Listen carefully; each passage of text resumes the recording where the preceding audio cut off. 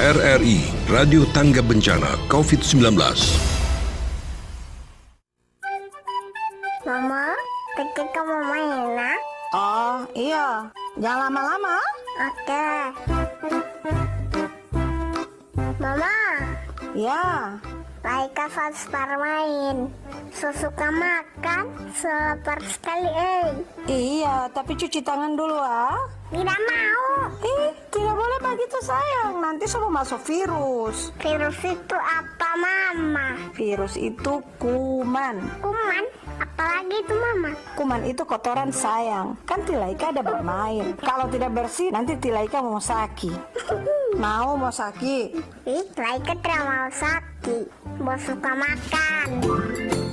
Anak-anak sangat ingin tahu mengapa segala sesuatu terjadi. Jawaban Anda dapat meningkatkan rasa ingin tahu anak tentang arti kata. Berterus teranglah pada anak Anda kalau Anda tak bisa menjawab pertanyaannya. Laika!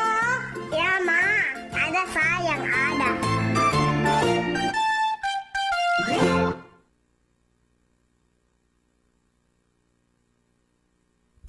Radio Republik of Indonesia. RRI Radio Tangga Bencana COVID-19.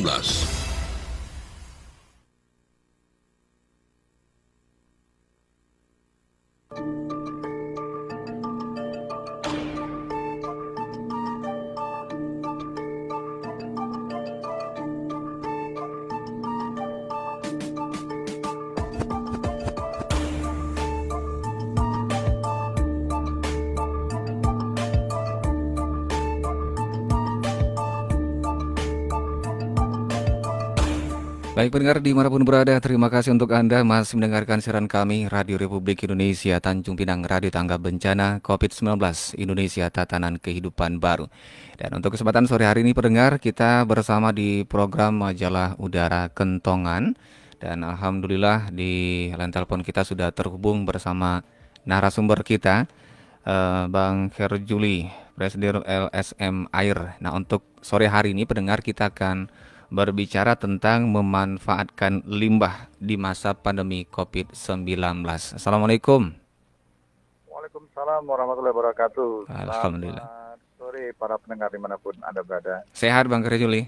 Alhamdulillah tetap sehat dan terus semangat Bung Nazarudin. Mantap ya, tetap semangat untuk memberikan informasi yang terbaik untuk masyarakat ya. Oke, nah tema kita sore hari ini tentang limbah nih, memanfaatkan limbah di masa pandemi COVID-19. Apalagi untuk sekarang ini limbah begitu banyak ini Bang Herjuli. Bagaimana nih untuk memanfaatkan limbah-limbah yang sebenarnya bisa digunakan? Iya, memang dalam tatanan kehidupan baru atau new normal itu ada dua variabel penting yang memang harus kita terapkan dan secara sinergis. Pertama adalah produktivitas, yang kedua aman dari COVID-19. Nah, dalam rangka meningkatkan produktivitas, karena selama wabah pandemi kurang lebih 4-5 bulan ini nyaris berdampak pada perekonomian. Nah, dalam tatanan kehidupan baru ini tentunya yang harus kita picu tentu sesuai dengan kapasitas masing-masing. Nah, kami yang memang concern dan fokus pada bidang lingkungan hidup ikut memacu masyarakat untuk menggerakkan produktivitas dari berbagai sektor, termasuk pemanfaatan limbah, termasuk pemanfaatan limbah dan sampah rumah tangga. Sampah rumah tangga itu selama stay at home, selama adanya kebijakan social distancing, itu diperkirakan sampah rumah tangga itu untuk kelas ekonomi menengah ke atas itu meningkat, karena banyak aktivitas ada di rumah sehingga volume timbulan rumah tangga juga diperkirakan meningkat.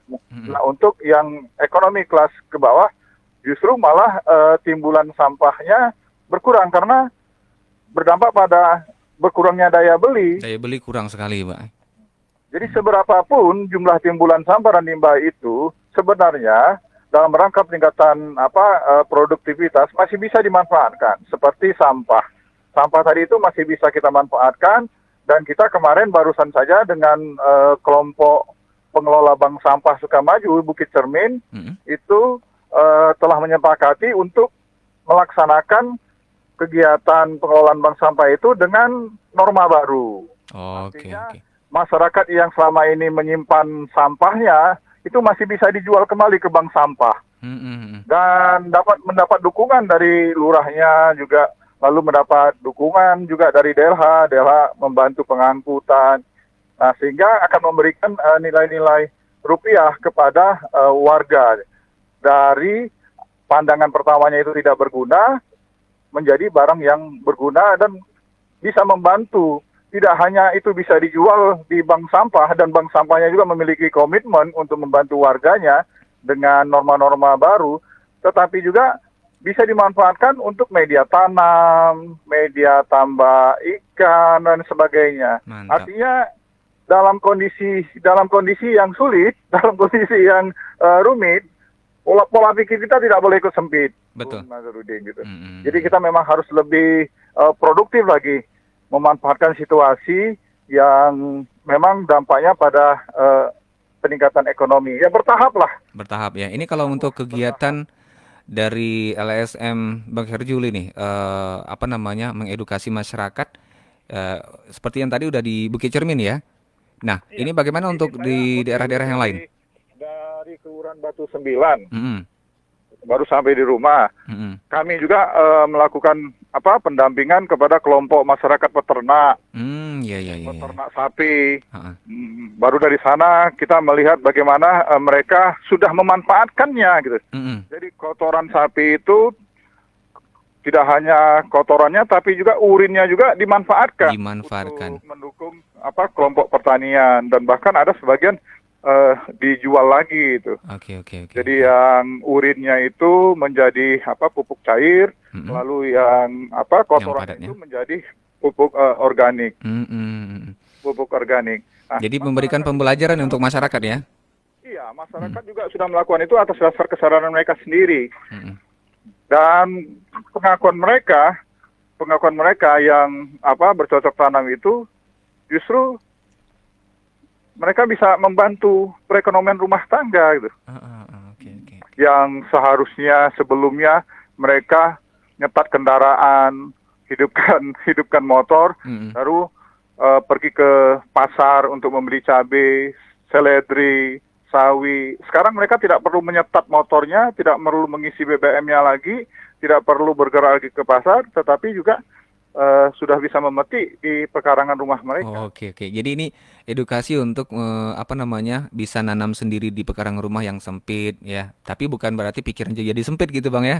Itu tadi yang paling penting dalam menyikapi situasi pandemik ini adalah kita harus bebas dulu.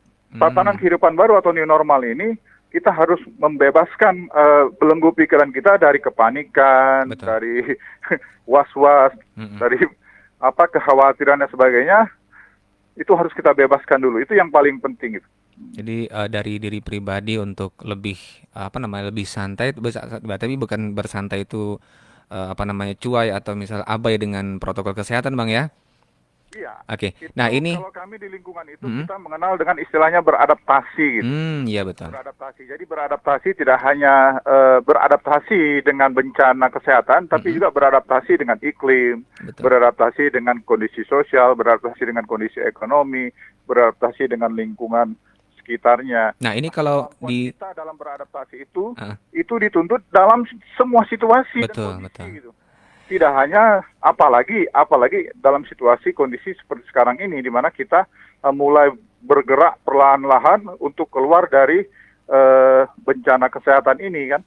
Tetapi kan tadi tidak ada jaminan bahwasanya virus corona atau COVID-19 itu bulan depan berakhir. Tidak ada. Betul. Belum ada jaminan, artinya kita yang harus mampu menjamin diri kita untuk beraktivitas. Lakukanlah, memanfaatkan limbah, memanfaatkan sampah, memanfaatkan pekarangan, dan memanfaatkan curah hujan yang turun beberapa hari ini. Nah, ini berkaitan juga dengan curah hujan yang cukup tinggi nih, Bang Herjuli. Ini kan limbah banyak nih. Manfaatkan. Ini limbah. Kalau kita beradaptasi terhadap hujan, jangan hanya mengeluh ada banjir. Iya. Tapi juga justru kita diam-diam kita melakukan upaya-upaya supaya bisa dimanfaatkan, kita simpan, kita tabung, nanti pada musim kering bisa kita panen kembali. Tapi tidak menyerak di merata tempat lah Bang ya? Iya, betul. Karena dalam beberapa waktu inilah di semua situasi dan kondisi, terutama pada masa pandemi COVID ini. Nah, kalau berkaitan dengan limbah beracun ini Bang Herjuli, bagaimana nih dari LSM untuk edukasi masyarakat seperti kayak sampah dari kesehatan macam masker gitu sekali pakai, ini limbah yang seperti ini bagaimana untuk edukasi masyarakat supaya bukan ini yang harus digunakan kembali nih? Ya, jadi kalau kita berbicara limbah itu kan ada kategorinya, ada limbah dan limbah beracun. Limbah beracun yang kita namakan dengan limbah B3. Bahan berbahaya dan beracun. Nah, bahan berbahaya beracun ini itu perlakuannya juga berbeda itu.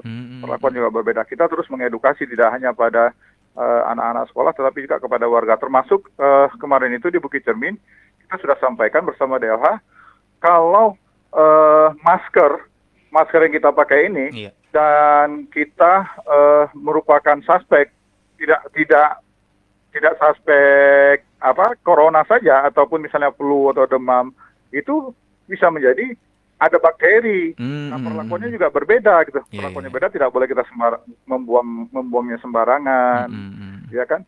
Lalu harus kita keringkan, harus kita cuci dengan sabun, lalu kita potong, jangan sampai digunakan lagi.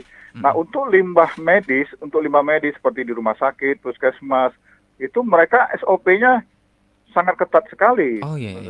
Dan semua rumah sakit puskesmas itu sudah memahami aturan itu, SOP-nya tadi itu. Mereka ada peraturan perundang-undangan, regulasi yang mengatur tentang kesehatan lingkungan rumah sakit. Termasuk di dalamnya adalah tentang bagaimana memperlakukan limbah medis itu tadi gitu. Nah, kalau kita masyarakat ini, kita masyarakat itu limbah medis itu sebenarnya bukan seperti jarum suntik, tapi juga termasuk radioaktif. Betul. Termasuk radioaktif di dalamnya, kimia, biologi, ya kan, berbahan kimia, biologi, radioaktif. Nah, untuk di rumah sakit itu perlakuannya tersendiri gitu. Nah, kalau untuk masyarakat sendiri, Bang? Nah, ini untuk masyarakat yang limbah seperti masker, bekas bola lampu atau bekas baterai, ya kan? Itu juga kita sudah edukasi, sudah edukasi. Nah, cara mengedukasi mereka itu juga harus kita lakukan terus-menerus. Tidak hanya kita edukasi, tapi juga kita bersama-sama dengan masyarakat menyiapkan sarana dan prasarananya gitu. Jadi ada tong sampah terpilah gitu, yang tidak boleh menggabungkan antara limbah B3 dengan limbah lainnya, itu tidak boleh digabung gitu. Tidak boleh juga berada pada tempat yang bisa berdampak buruk, misalnya kepada pencemaran air, terus udara dan sebagainya. Nah, ini yang terus-menerus kita lakukan gitu. Nah, untuk di Kota Tanjung Pinang, alhamdulillah edukasi sosialisasi kita itu bisa berjalan alhamdulillah secara baik, karena ada lembaga namanya Kampung Iklim gitu. Kampung Iklim ya. Kampung Iklim. Nah, ini yang menarik ini, Bang. Kampung Iklim ini, Mas Nazarudin, itu program Kementerian Lingkungan Hidup yang setingkat rendahnya itu RW, setingkat paling tingginya itu desa atau kelurahan, yang melaksanakan program adaptasi, mitigasi perubahan iklim dan kelembagaan. Oke. Jadi kelompok masyarakat yang tergabung di dalam Kampung Iklim tadi itu, mereka sudah mendapatkan sosialisasi edukasi, dan mereka atas dasar kesadaran sendiri sudah melakukan upaya-upaya untuk bagaimana meminimalisir dampak daripada limbah itu sendiri. Gitu. Nah, kalau untuk di setiap kelurahan gitu ya tadi ya, itu yang tingkat tingginya yang rendah di RT RW. Saya juga baru dari Kampung Iklim Serai, kemarin dari Kampung Iklim Anggrek Bukit Cermin, lalu insya Allah besok ke Kampung Iklim Sungai Ladi gitu. Jadi agenda-agendanya tuh seperti apa aja, Bang? Masing-masing kampung itu tadi, itu kan potensinya berbeda-beda, geografisnya berbeda-beda, karakteristik sosial budayanya berbeda-beda, potensi dan masalahnya juga berbeda-beda. Ya, kita terus-menerus melakukan pendekatan untuk mengajak masyarakat agar mampu beradaptasi, mampu beradaptasi, termasuklah beradaptasi terhadap bencana kesehatan yang kita sebut dengan coronavirus COVID-19 ini. Jadi harus tetap waspada juga ya dengan pemanfaatan limbah-limbah yang ada di kehidupan kita sehari-hari. Nah, limbah beracun udah tadi. Nah, kalau ada namanya tuh tadi saya sempat baca itu limbah SBE gitu ya, Spent Bleaching Earth ini ya. ini juga harus tetap mempertimbangkan lingkungan hidup. Ini kata pengelolaan limbah B3 dan limbah non B3, Kementerian Lingkungan Hidup dan Kehutanan KLHK Ahmad Gunawan. Nah, kalau untuk masyarakat ini supaya lebih paham nih tentang kategori-kategori limbah yang bisa dimanfaatkan, yang tidak tidak sesuai dengan masyarakat juga, itu bagaimana edukasi dari Bang Herjuli? Ya, apalagi di kegiatan Kampung Iklim. Untuk di kota kita di Tanjung Pinang maupun di Kepulauan Riau lah, itu mungkin kalau berbicara limbah berbeda dengan di daerah-daerah lain. Yang dimaksud tadi itu merupakan limbah spesifik. Limbah spesifik itu seperti yang dihasilkan dari bencana alam, seperti larva atau balerang yang memang bisa merusak lingkungan dan kesehatan manusia. Kalau di daerah kita ini, alhamdulillah insya Allah lah, ada satu limbah yang sering mengganggu kehidupan masyarakat pesisir kita, yaitu limbah yang berasal dari tumpahan minyak di tengah laut. Selain oli itu yang di lagu itu. Itu paling sering ya. Gitu. Terus nyaris bertahun-tahun yang mengganggu kehidupan nelayan dan kegiatan pariwisata. Pariwisata juga hancur jadinya. Itu biasanya terjadi setiap bulan apa ya? Setiap musim utara. Setiap musim utara selalu ada ya. Sampai saat ini pun itu pelakunya belum tertangkap lah gitu pelakunya. Pelaku kejahatan pesisir pantai ini juga belum bisa ditangkap. Nah, kita terus mendesak pemerintah dan aparat keamanan untuk mencarilah, mengejar pelakunya. Karena itu indikasinya kejahatan internasional. Betul. Sumbernya itu, indikasinya itu berasal dari perairan internasional, Selat Singapura itu. Nah, terlepas dari manapun sumbernya, sebenarnya kan kita ada Undang-Undang 32 2009 yang melarang limbah luar itu masuk ke dalam Negara Kesatuan Republik Indonesia. Nah, inilah yang mungkin yang dikategorikan pada limbah spesifik. Tapi itu juga bukan limbah spesifik gitu. Yeah. Limbah spesifik yang dimaksudkan dari itu yang berasal dari bencana alam tadi, yang disebabkan mungkin karena gempa, lalu misalnya tsunami bekas puing-puing tadi, puing-puing bagi manusia. Nah, itulah yang dimaksud dengan yang dikategorikan ke dalam limbah spesifik. Nah, itu juga peraturan pemerintahnya baru beberapa hari ditandatangani Presiden. Untuk penerapannya mungkin kan perlu aturan teknisnya itu. Untuk wilayah Kota Tanjung Pinang sendiri nih Bang, yang tadi Kampung Iklim ini memang menarik nih. Itu apakah sudah di setiap RT RW sudah, atau di setiap kelurahan juga sudah ada tuh Kampung Iklim ini? Sosialisasinya sudah kepada semua RW, karena dia setingkat rendahnya itu RW itu. Setingkat rendahnya RW, setingkat paling tingginya itu desa. Kalau kita kan kota berarti kelurahan. Iya, kelurahan. Nah, kalau sebarannya di kecamatan itu semua sudah masuk. Nah, kemarin itu sudah diverifikasi dan ada insentifnya dari pemerintah Republik Indonesia melalui Kementerian Lingkungan Hidup gitu. Ada insentifnya seandainya Kampung Iklim tadi itu mampu melakukan upaya adaptasi dan mitigasi sesuai dengan indikatornya, parameternya, dan terukur, dan harus bisa kita buktikan gitu, manfaat sosialnya, manfaat ekonominya, dan manfaat lingkungan hidupnya gitu. Jadi berkaitan keseluruhan gitu ya?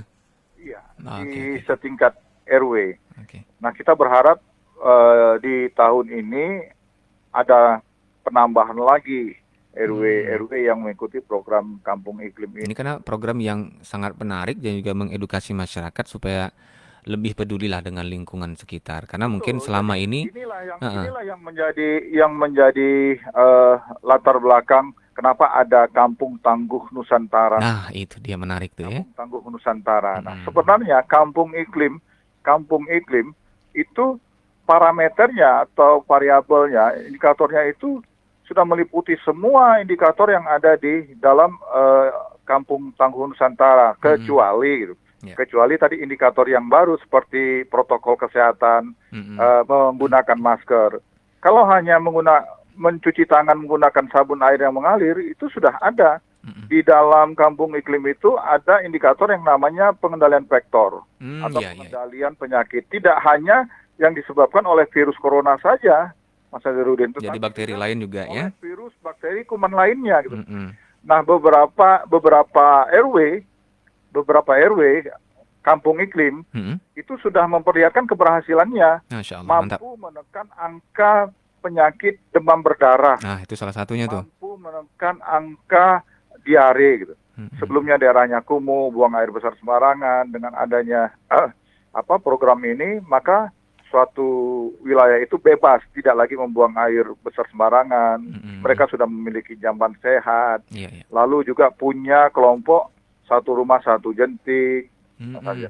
satu rumah satu jentik, sehingga kita ukur dari angka kasusnya. Alhamdulillah justru progresnya baik, karena penyakit diare itu jangan dipandang sebelah mata. Jangan sepele gitu ya. Angkanya secara global dan Indonesia, angka kematian yang disebabkan oleh diare itu beberapa kali jauh lebih tinggi dibanding angka kematian disebabkan karena virus corona. Luar biasa sebenarnya ya. Ya, mungkin memang Tinggi sekali gitu. mm, Nah, itu penyebabnya karena buruknya kualitas sanitasi, drainase, dan lingkungan kan. Nah, ini ada semua indikatornya. Selain juga ketahanan pangan tadi, lalu pengelolaan sampah, limbah, lalu pengelolaan sumber daya air, pengendalian terhadap banjir, kebakaran hutan dan lahan, itu ada semua gitu. Nah, itu bagaimana Bang kalau di setiap kelurahan atau RW yang ikut di program Kampung Iklim ini keterlibatan dari anak mudanya seperti apa, Bang? Ya, termasuklah kegiatan-kegiatan kepemudaan, Hmm. kegiatan-kegiatan kemudaan itu juga aktif. Aktif ya? Sebelumnya mereka hanya nongkrong-nongkrong begitu saja, Mm-mm. main gadget dan sebagainya. Kita arahkan untuk berolahraga. Ada lahan warga yang kosong, Ada lahan hijau jadinya. dijadikan lapangan voli, Iya. dijadikan lapangan takraw. Mantap, Ya, mantap. meskipun sarana prasarananya terbatas, tetapi juga mereka melakukan upaya-upaya ke arah itu tuh, supaya badan menjadi sehat, pikiran menjadi sehat kan. Mm-mm. Supaya Lingkungan mereka sehat juga, semuanya. tidak begadang tengah malam, bangunnya juga siang kan Hmm. gitu. Jadi ada upaya-upaya yang mampu meningkatkan ketahanan tubuh mereka gitu. Nah, itu tentang Termasuk kegiatan kepemudaan, Hmm. kegiatan keagamaan. mantap. Jadi memang di situ kan sosial, ekonomi, lingkungan hidup. Nah, yang kalau udah berbicara sosial itu udah terkait ekonominya, keagamaannya, kepemudaannya, pemberdayaan perempuan dan anaknya, masuk semua di situ, Mas. Jadi harus harus lebih aktif gitu ya untuk mencari tahu gitu ya. Misal ada kegiatan seperti ini kan sangat menarik nih untuk lebih peduli dengan lingkungan sekitar. Kalau misal kita tidak peduli, bagaimana nanti hasil warisan kita untuk anak cucu masa depannya kan? Betul, Heeh. betul. Jadi memang adaptif terhadap bencana itu juga harus dimulai dari diri sendiri. Tetapi kalau sudah berbicara dalam skala komunitas, tentu kita butuhkan kepemimpinan, dalam hal ini ketua RW atau Mm-mm. tokoh-tokoh atau lokal-lokal hero yang ada di RW itu, Iya, iya, iya. di kelurahan itu, yang misalkan punya keseriusan yang tinggi, itu harus disupport gitu, harus Betul. disupport.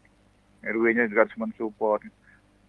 Nah, kalau untuk pemanfaatan sampah yang sudah berjalan ini, limbah sampah ini di setiap RW ya seperti Kampung Iklim tadi ya untuk di kelurahan, pemanfaatan itu sampah selain di sampah organik atau non organik, sampah yang seperti apa lagi yang harus bisa mereka manfaatkan untuk lebih bisa bernilai ekonomis nih, Bang? Ya, setakat ini mereka yang berdampak pada peningkatan ekonomi itu di sampah anorganiknya. Karena sampah yang dihasilkan dari rumah tangga itu, atau sampah sejenis sampah rumah tangga itu 60%-nya merupakan sampah organik.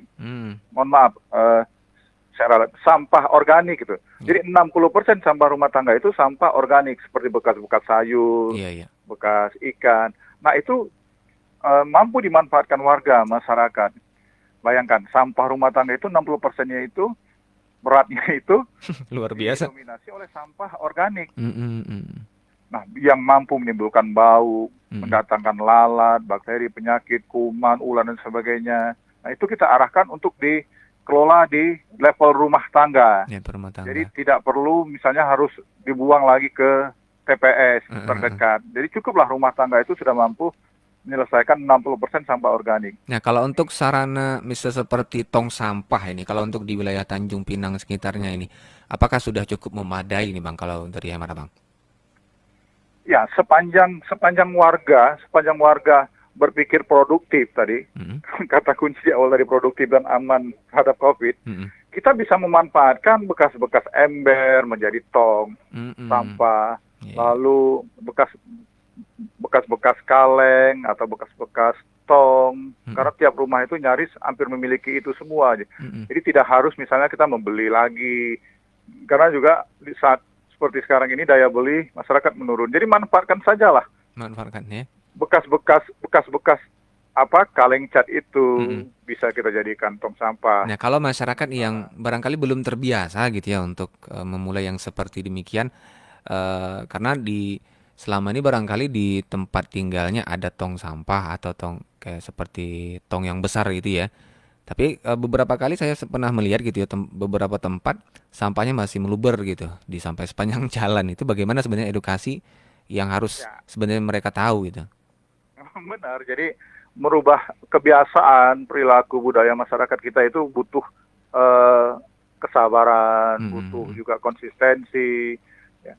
Jadi jangan hanya berhenti di sini. Nah, sekarang kita pahami saat ini meskipun belum ada perilaku atau kebiasaan untuk memilah sampah dari rumah tangga atau membuang pada tempatnya, tetapi kita menyadari hampir setiap orang meskipun tidak punya perilaku itu, kebiasaan itu, tapi memiliki kebiasaan pegang HP gitu. Iya. Pegang gadget kan. Pegang gadget. Nah, kita coba melakukan menginspirasi lalu mengedukasi setiap orang dari itu melalui media sosial, melalui Facebook, Instagram, melalui YouTube dan sebagainya, terus menerus kita berikan sosialisasi gitu. Mudah-mudahan juga tidak secara langsung lewat fisik, misal mereka lewat dunia maya bisa tergugah. Nah, terus menerus itu kita lakukan. Seperti foto, tulisan ya. Merubah perilaku dan budaya itu bukan hal yang paling mudah untuk kita butuh proses. Tapi juga bukan hal yang sulit juga untuk kita lakukan ini. Dia sulit kalau misal tak mau ya Bang ya? Iya, dan kita juga mengedukasi melalui dunia pendidikan, melalui program Adiwata di sekolah, mulai dari tingkat SD, SMP, SMA. Lalu kita mengajak anak-anak tadi, membiasakan anak-anak tadi untuk memilah sampah, untuk memperlakukan limbah, memberikan edukasi pemahaman bagaimana tentang perubahan iklim lewat anak-anak. Lalu kita ajarkan kepada anak-anak tadi untuk mengajak orang tuanya. Nah, itu dia. Untuk mengajak orang tuanya, untuk mengajak ibunya, untuk mengajak bapaknya, mari menanam, mari memilah. Mungkin ada yang sampai bilang tak ada waktu gitu. Lewat anak-anaknya lagi. Iya. Tidak hanya itu, orang tuanya melalui paguyuban, melalui kelompok parenting itu, paguyuban kelas itu kita ajak untuk bagaimana bisalah tumbuh gitu, lebih tumbuh lagi gitu. Nah, ini seperti Bang Khairul Juli bilang tadi di sosial media nih. Saya lagi cek media sosialnya Bang Khairul Juli nih. Ini sangat menarik nih ya.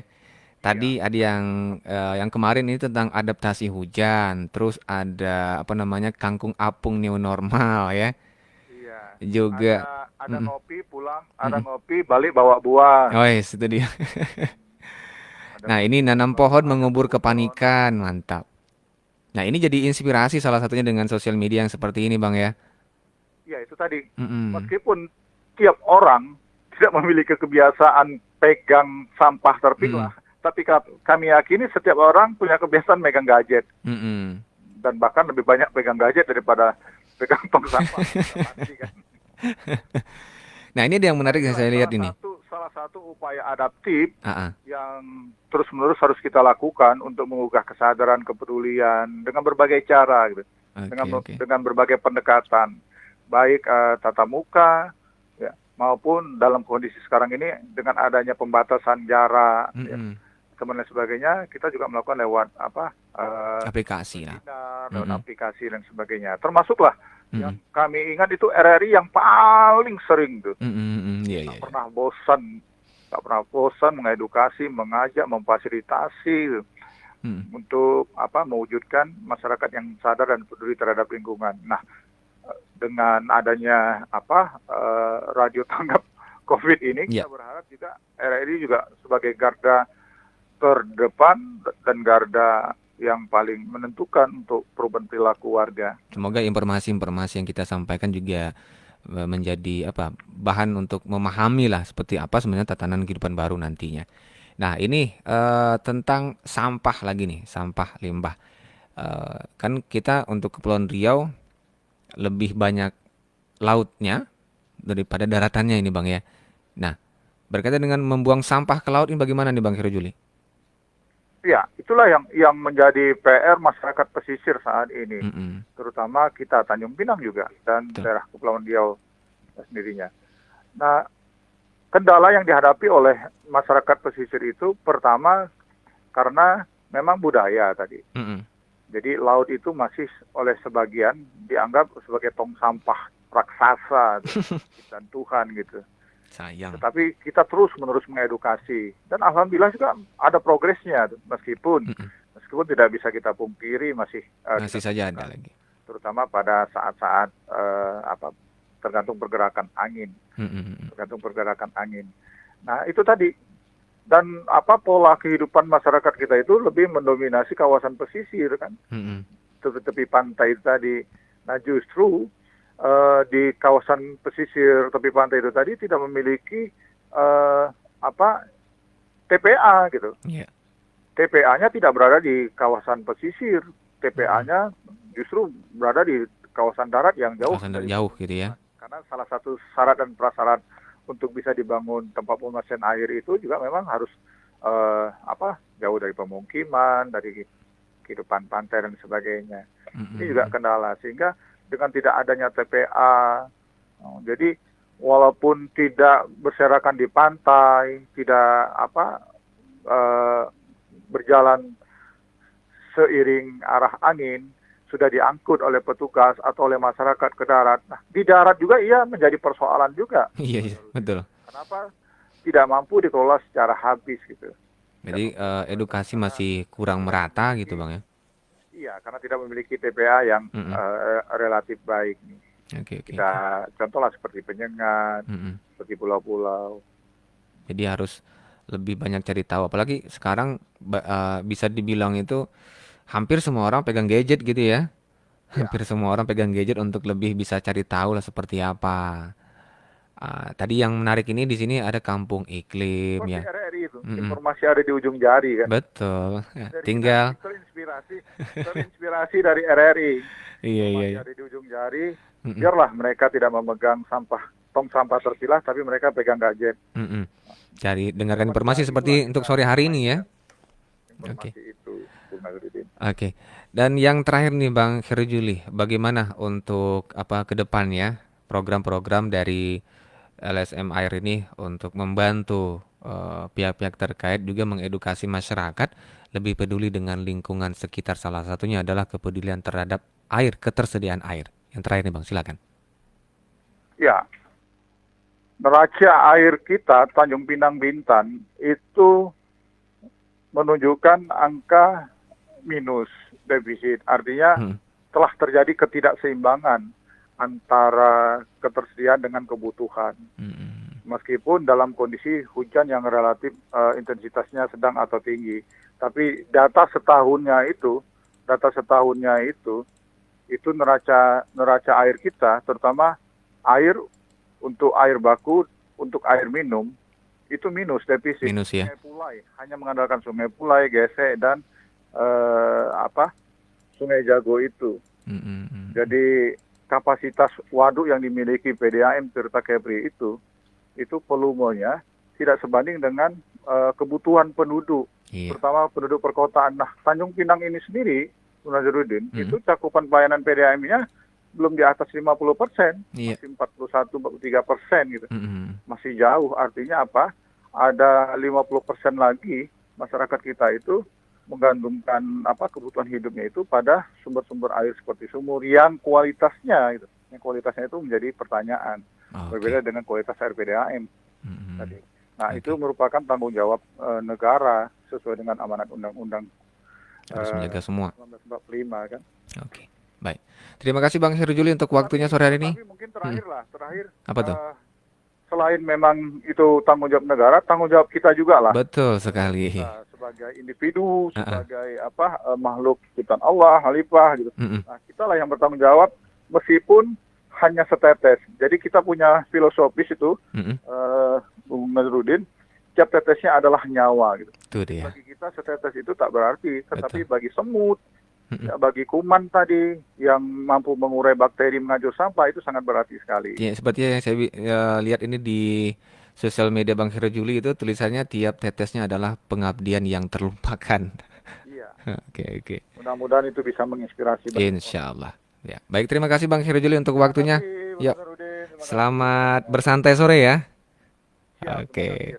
Waalaikumsalam warahmatullahi wabarakatuh. Baik pendengar dimanapun berada, demikian tadi ngobrol kita bersama Presiden Direktur LSM Air Bang Heru Juli untuk sore hari ini tentang memanfaatkan limbah di masa pandemi COVID-19.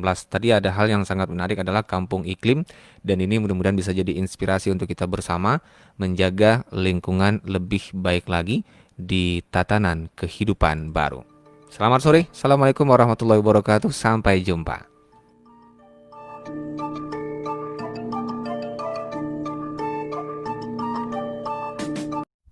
Inilah Radio Republik Indonesia. RRI, Radio Tangga Bencana COVID-19.